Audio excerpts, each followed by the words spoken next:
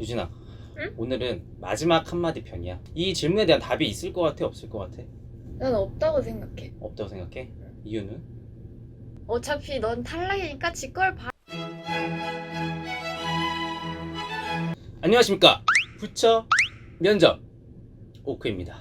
마지막 한마디 질문편인데요. 취업 컨설턴트들 많습니다. 취업 유튜버들 많고요.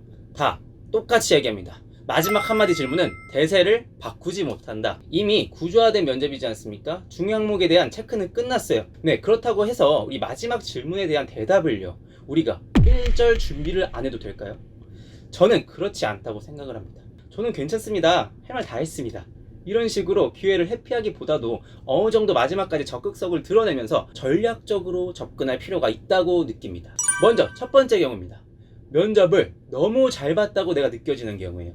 면접장에서 면접관이 각, 그리고 지원자 을, 이렇게 질문 공격, 대답 방어, 이런 면접이 아니라 정말 면접관과 대화다운 대화를 했다. 사람 대 사람으로서 어느 정도 마음이 통한 것 같고 나의 자질과 역량을 자연스럽게 어필할 수 있었던 면접이었다. 이렇게 생각이 드시면 주관적이긴 하지만 보통은 잘 본 면접이거든요. 이 경우에 한해서는 겸손의 미덕을 보여주면서 마지막 한마디를 마무리하는 게 좋다고 생각을 해요. 일명 감사형이거든요. 이미 역량 어필은 끝났고 같이 일하고 싶은 인재, 같이 일하고 싶은 후배임을 인성적인 측면에서 어필하는 거예요. 예시가 있어요. 롯데 면접을 보면서 면접자에 대한 배려를 많이 느낄 수 있었다. 이런 기회를 주셔서 감사하고 이 시간 이후에도 꼭 만날 수 있었으면 좋겠다. 네, 이런 식으로 감사형으로 마무리 지으신다면 무리 없이 정말 무난하게 좋은 이미지를 심어주면서 마무리할 수 있을 거라고 생각을 합니다. 네, 그리고 두 번째의 경우, 면접이 진짜 망했다 싶은 경우입니다. 주변의 지원자들이 정말 쟁쟁해요. 내가 준비했던 질문조차 대답을 잘 못했어요. 스스로 느껴지지 않습니까? 여러분 면접 한두 번 본 거 아니잖아요. 이 면접 진짜 망했다 싶은 순간이 있습니다.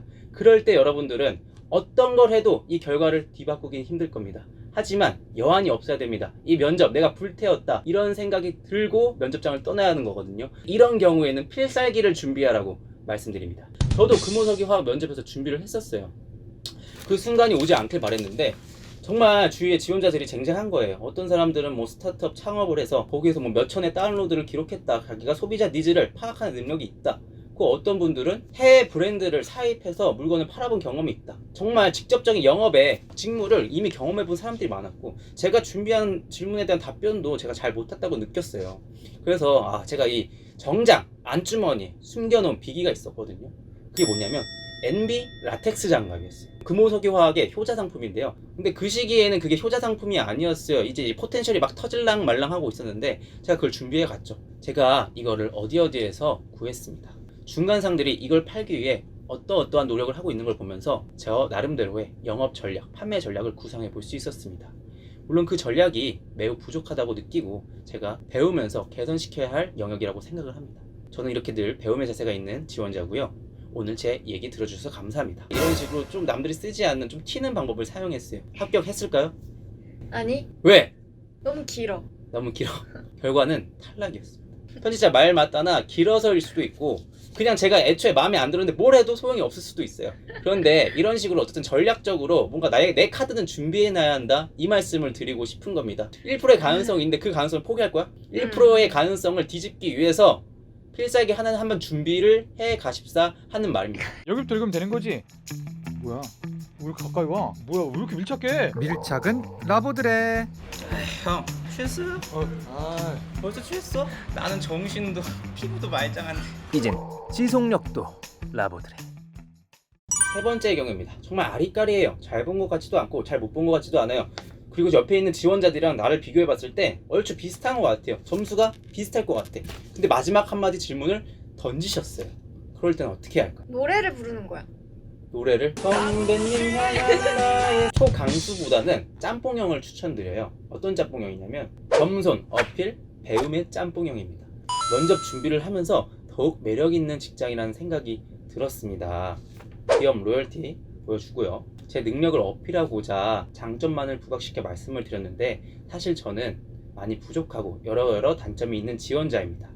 자신에 대한 부족함 인지, 겸손이고요. 저는 이러한 부족한 점을 해당 기업의 해당 직무에서 일하면서 보완해 나갈 것이고 앞으로도 계속 배우려는 자세로 임하겠습니다.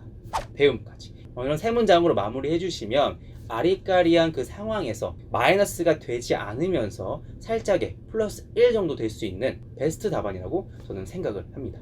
오늘은요, 마지막 한마디 질문편이었는데요. 정말 답이 없는 문제입니다. 저는요, 예전에 N행시를 해가지고 마지막 한마디를 끝낸 적도 있었어요. 근데 그 면접에서 합격을 한 적도 있었거든요. N행시 뭘로 했는데? SK 가스였는데 가스로 이행시를 했었지. 해봐.